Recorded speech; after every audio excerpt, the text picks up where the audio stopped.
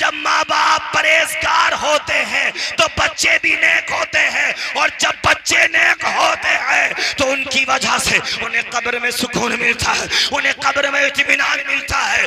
इसलिए हाथ जोड़ के कहता हूँ माओ बहनों से, तुम अच्छी हो जाओ। आजकल 80 साल के बुड्ढे हमसे कहने लगे, अब मौलाना इमाम साहब हमारा बेटा नमाज नहीं पढ़ता, मुझे पता सीने पे हाथ रखे, तेरा बेटा कैसे नमाज पढ़ेगा जब तू नमाज नहीं पढ़ता। अरे जब बाप नमाज पढ़ेगा तो मेरे भाइयों बेटा भी नमाज पढ़ेगा। जब माँ नमाज पढ़ेगी तो बेटी भी नमाज पढ़ेगी। कभी आपने नहीं सोचा हमारी बच्चियां कहाँ जा रही है, हमारे बच्चे कहाँ जा रहे हैं। इसीलिए कुरान कहता है या अय्युहल्लज़ीना आमनू क़ू अनफुसकुम व अहलीकुम नारा। ऐ ईमान वालों, उठाओ 28वां पारा कुरान करीम का। अल्लाह कहता है ऐ ईमान वालों, तुम अपने आप को बचाओ और अपने घर वालों को बचाओ, नारा जहन्नम की आग से बचाओ। अपने आप को भी जहन्नम की आग से बचाना है, तुम्हें अपने बेटों को भी जहन्नम की आग से बचाना है, अपनी बेटियों को भी जहन्नम की आग से बचा है। अगर तुमने 15 भगोने बनवा लिए बड़े पीर के नाम पे, अगर तुमने पूरे गांव को बिरयानी खिला दी, अगर तुमने सबको बिरयानी खिला दी, मैं आपसे पूछना चाहता हूँ तुम्हारे बच्चे भी जहन्नमी हो गए, तुम्हारी बेटियां जहन्नमी हो गई, तुम्हारे बेटे जहन्नमी हो गए। अरे क्या फायदा होगा 25 भगोने बनवाने का? मुझे पता तो सही कि मौलाना कोई मुफ्ती अगर मुझे बता तो दे। अरे यानी अपने आप को इस कंडीशन में रखा कि जब गौसे आजम की 11वीं आई तो लंगर तो लुटवाया, मगर हमने नमाज नहीं पढ़ी। ना फुरकान भाई ऐसा कभी मत करना। अगर तुम चाहते हो तुम्हारा लंगर कबूल हो, अगर तुम चाहते हो कि तुम्हारी बात कबूल हो, अगर तुम चाहते हो कामयाबी, अगर तुम चाहते हो तो तरक्की, तो ख्वाजा पाक की मिलाद, ख्वाजा पाक की तुम फातिहा भी दिलाना, ख्वाजा की छठी भी करना, बड़े पीर की 11वीं शरीफ भी करना। इधर सजदा करोगे, तवज्जो, इधर सजदा करोगे, इधर सजदा करोगे, इधर सजदा करोगे और अल्लाह की बारगाह में आंसू बहाओगे। तुम मस्जिद में जाके सजदा करोगे, गौसे आजम बगदाद से तुझे देख के मुस्कुरा देंगे। इधर से तेरी मेहनत, उधर से गौस की बरकत आ जाएगी। 1 करोड़ का घाटा तो क्या, अगर गौसे आजम ने मुस्कुरा दिया तो तुझे करोड़ों रुपए का फायदा हो जाएगा।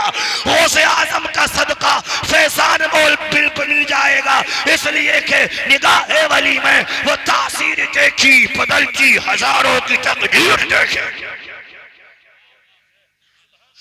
जरा जोर से बोलो, जरा जोर से बोल दे, जरा जोर से सुभान अल्लाह। मेरे भाई, मैं तुमसे एक सवाल करना चाहता हूँ, क्या तुम्हें मरना नहीं है?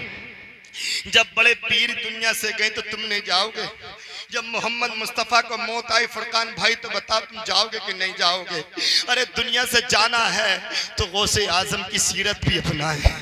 गौसे आजम रज़ी अल्लाह तबारक व तआला अन्हु। मेरे भाई, आज तो ऐसे ऐसे मियाँ हैं, ऐसे ऐसे पीर फकीर घूम रहे हैं जो जितना ज़्यादा नजराना देते उसका नंबर सेव होता है इस मियाँ के मोबाइल में। कैसा मियाँ है तो मुझे बता दो दे, मियाँ मियाँ तू कैसा मियाँ है?